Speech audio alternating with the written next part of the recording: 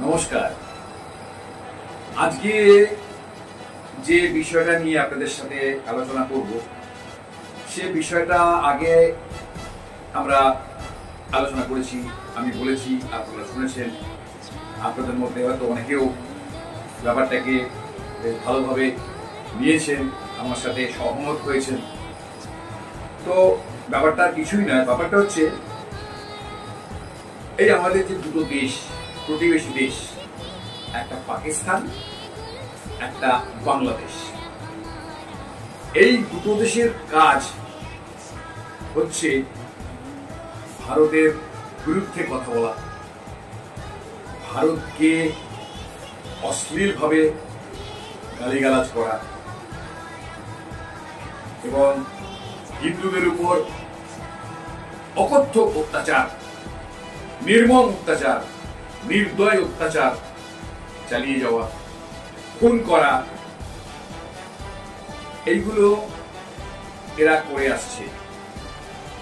প্রথমে আসি বাংলাদেশের কথা। বাংলাদেশ যখন পূর্ব পাকিস্তান ছিল, এই দেশটাকে 1971 সালে তখন ইন্দিরা গান্ধী ছিলেন প্রধানমন্ত্রী, দেশটাকে স্বাধীন করে দেয় মুক্তিযোদ্ধাদের নিয়ে। পাকিস্তানকে, যেহেতু দেশটা পাকিস্তানের আন্ডারে ছিল, পূর্ব পাকিস্তান আর পশ্চিম পাকিস্তান, তো প্রচুর মানুষ মেরেছিল এই পশ্চিম পাকিস্তানের সৈন্যরা। লক্ষ লক্ষ মানুষ মেরেছিল, নির্বিচারে মেরেছিল, নির্দয়ভাবে মেরেছিল, নিষ্ঠুরভাবে মেরেছিল। সেই দেশটাকে স্বাধীন করে দেয়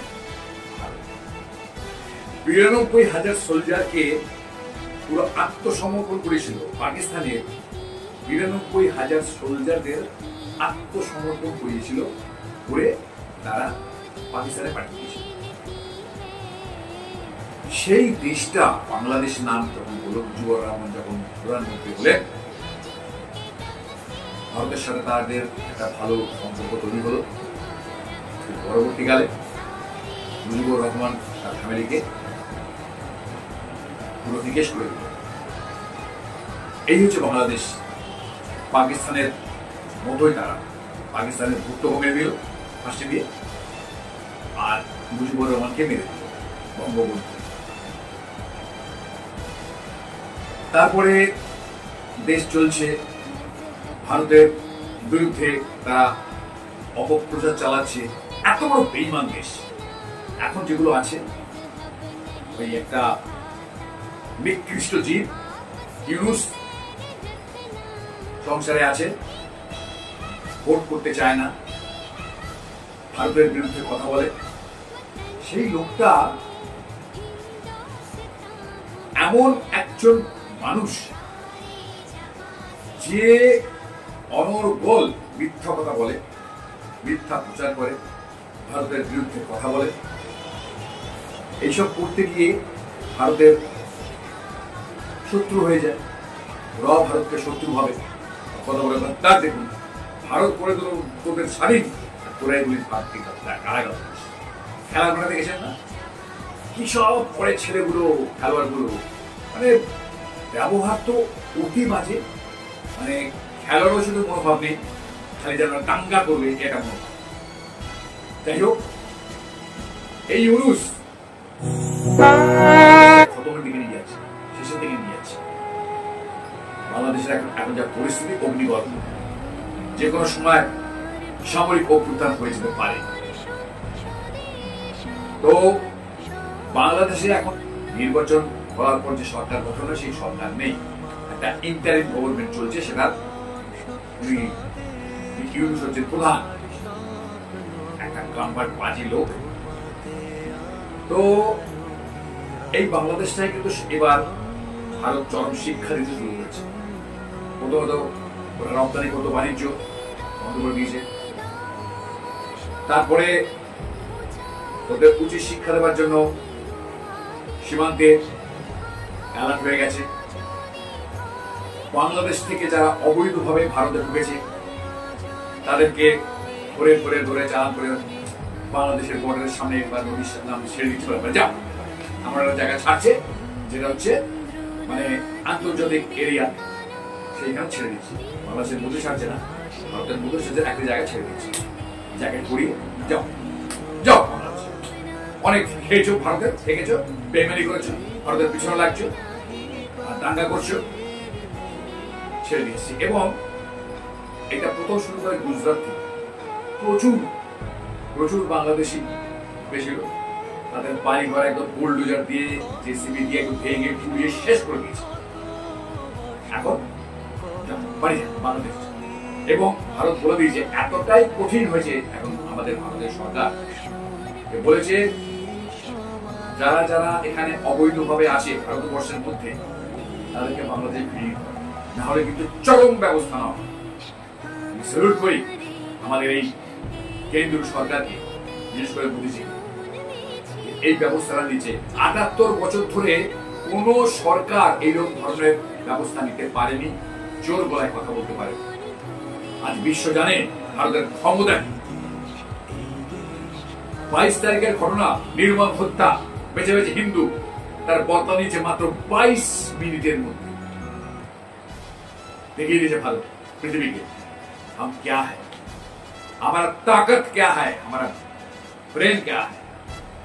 আমরা ভারতীয়, আমাদের এখন পৃথিবীতে একটা ভীষণ জায়গা তৈরি হয়ে গেছে। সেটা করেছেন মোদীজি করেছেন, এই সরকার করেছে।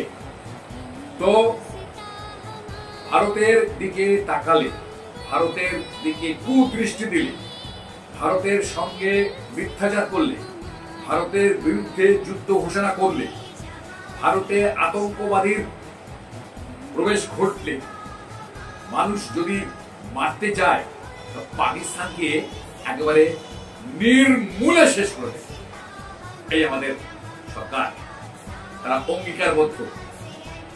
আজকে খুব ভালো লাগছে এটা বলে যে দেখিয়ে দিয়েছে আমার ভারত, আমাদের ভারত, যে আমরা করতে পারি অনেক কিছু।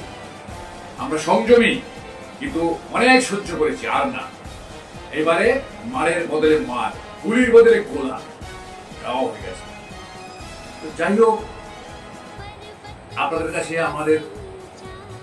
আমার বিশেষ করে অনুরোধ, আমাদের ভারতকে ভালোবাসুন অন্তর দিয়ে।